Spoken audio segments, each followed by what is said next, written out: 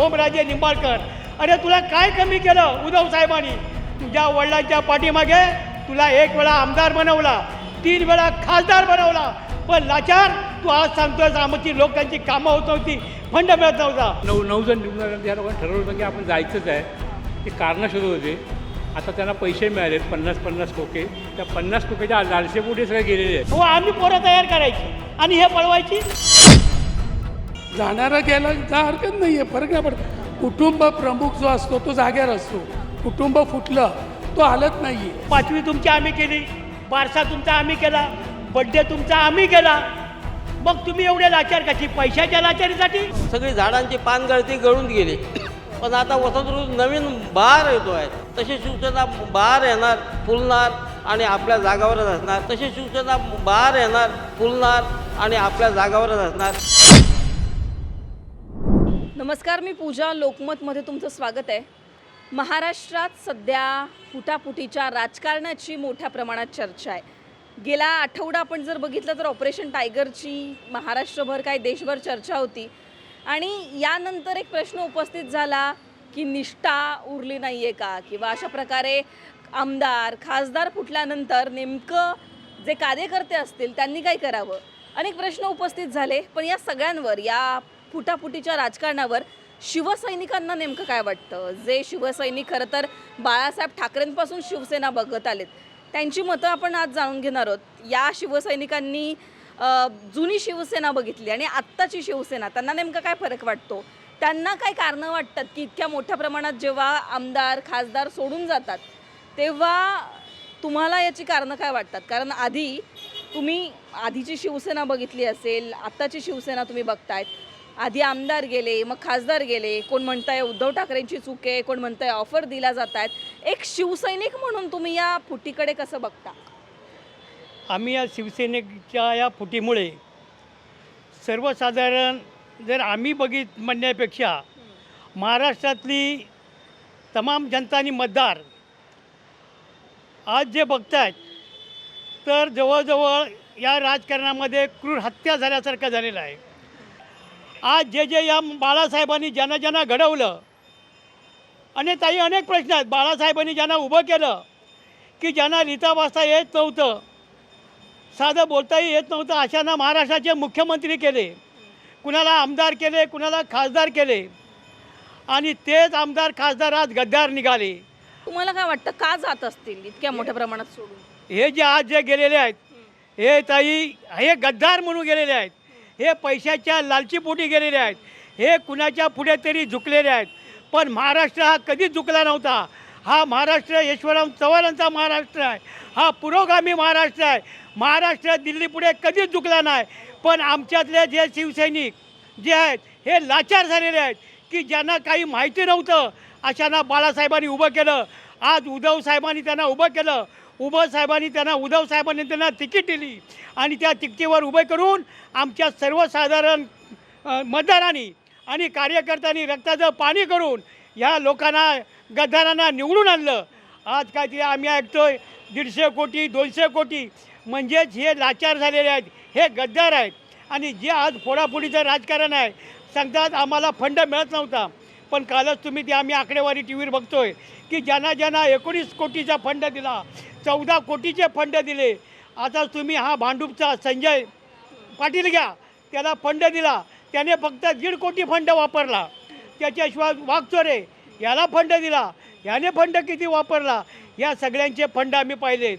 आता ओमराजे निंबाळकर, अरे तुला काय कमी केलं उद्धव साहेबांनी? तुझ्या वडिलांच्या पाठीमागे तुला 1 वेळा आमदार बनवला, 3 वेळा खासदार बनवला, पण लाचार तू आज सांगतोय आमची लोकांची कामं होत नव्हती, फंड मिळत नव्हता. पण बंडेने जे मीडियाने दाखवलं की तुम्हाला किती फंड दिला, हे फक्त कारण दाखवलं. पण आज जे चाललेलं आहे ते सगळं दिल्लीच्या तालावरती आज हे जे करतायत, आज शिवसेना फोडण्याचं कारण हे लाचार आहेत, हे गद्दार आहेत, हे निंदी आहेत. यांनी शिवसेना आमची फोडलेली आहे. बाळासाहेबांच्या नावाला काळीबा बातला आणि बाळासाहेबांचं नाव घेऊन म्हणता ही बाळासाहेबांची सेना आहे. लाज वाटली पाहिजे. ते म्हणतायत की मग अशा एखादा आमदार गेला किंवा ऑफर एखाद्या आमदाराला दिली तर ठीक आहे, अशा प्रकारे जेव्हा इतक्या मोठ्या प्रमाणात आमदार जातात, खासदार जातात, तेव्हा आत्मपरीक्षण उद्धव ठाकरेंनी करण्याची गरज आहे असं सुद्धा बोललं जातं. आत्महत्या परीक्षण उद्धव साहेबांनी केलेलं आहे. उद्धव साहेबांनी त्यांना स्पष्ट सांगितलेलं आहे की माझं काय चुकलं ते सांगा. त्या टायमाला 40 जण घेऊन जेव्हा गेले, गुवाहाटीपर्यंत गेले, तिथून गोव्याला कमांडो घेऊन गेले, त्या टायमाला शिवसैनिक रस्त्यावर उतरला होता आणि तो ह्या 40 लोकांची वाट बघत होता. पण तेव्हा सांगितलं तुम्ही मागे या, मला सत्तेची आस नाही, माझा कोणी एक शिवसैनिक जर मुख्यमंत्री होत असेल तर मला त्याचा अभिमान आहे. काली बाब उद्धव साहेबांनी सांगितलं की मी जर पक्षप्रमुख म्हणून तुम्हाला जर नको असेल तर माझ्यातलं एका कुणी शिवसैनिकाने पक्षप्रमुख म्हणून त्याने उभे राहा, मी आजपासून सोडायला तयार आहे. पण कुणाच्या तरी दावणीला बांधून आणि कुणाच्या तरी पाय चेपून आणि कुणाच्या तरी पाठीमागे जाऊन लाचार होत असेल त्याच्या हातामध्ये मी सत्ता देणार नाही, हे उद्धव साहेबांनी वारंवार सांगितलेलं आहे. तुम्ही बघताय शिवसेनेत आत्ता जी फूट झालेली आहे किंवा जे 2 शिवसेना झालेल्या आहेत, जी कारणं खासदारांनी दिलेली आहेत ती शिवसैनिक म्हणून तुम्हाला पटतात का? एकदम चुकीची कारणं आहेत. म्हणजे आम्हाला फंड मिळाला नाही असं त्यांचं म्हणणं आहे. पण 2, 4 आणि 5% वरती कुठल्याही खासदाराने फंड वापरलेला नाही आहे.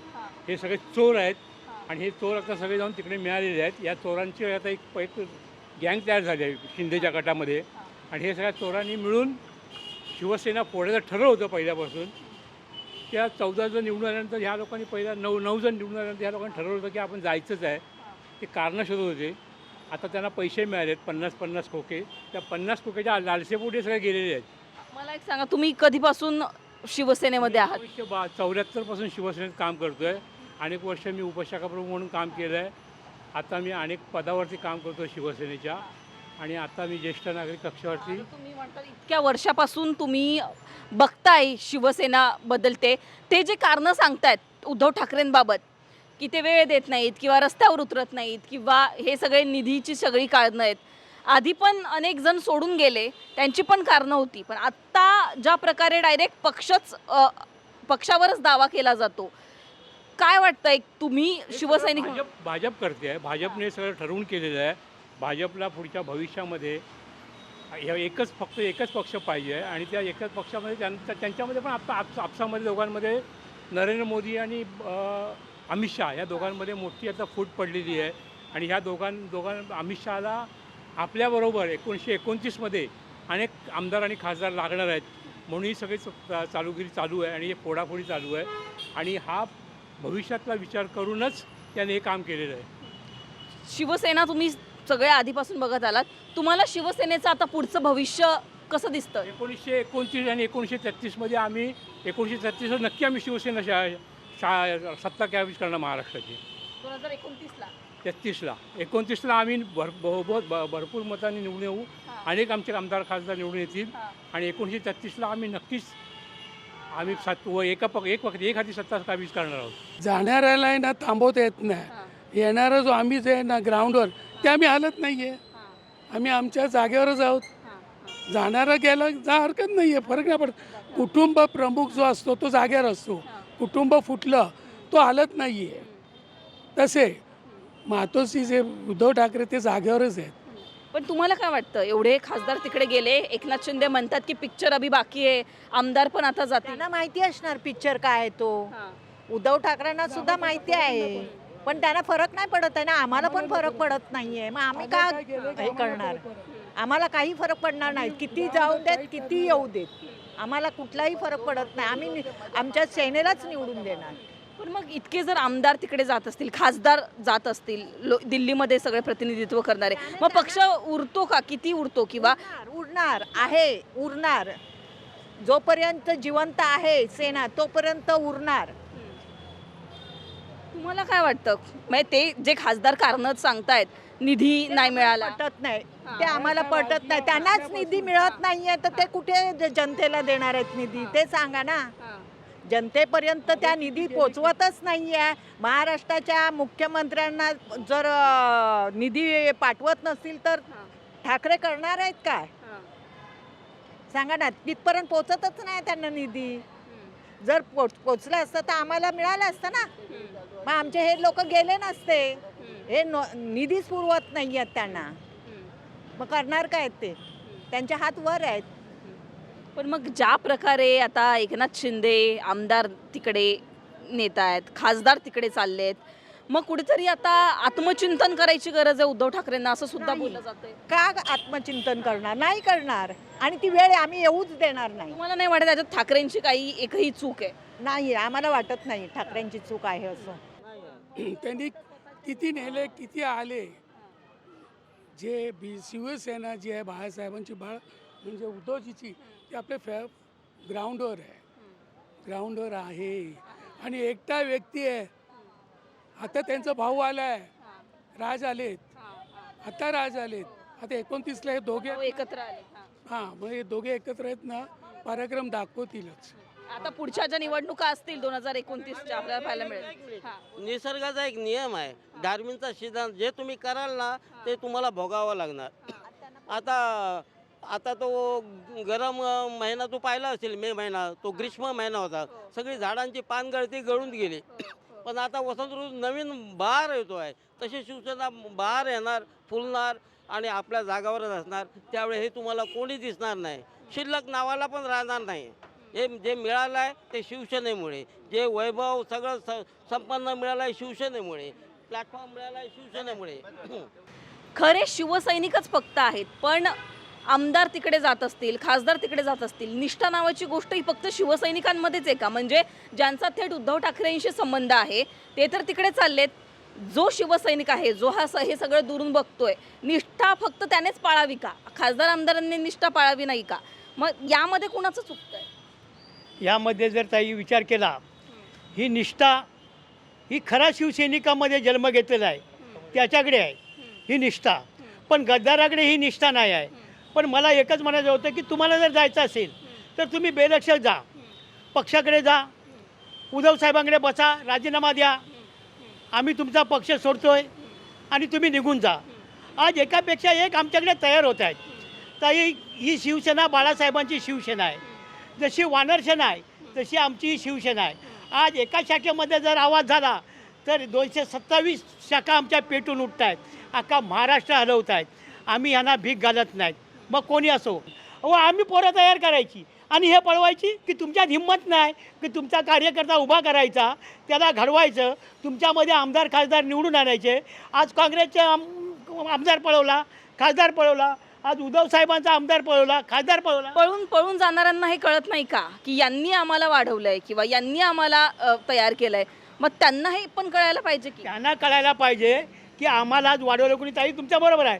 5वी तुमची आम्ही केली, बारसा तुमचा आम्ही केला, बड्डे तुमचा आम्ही केला.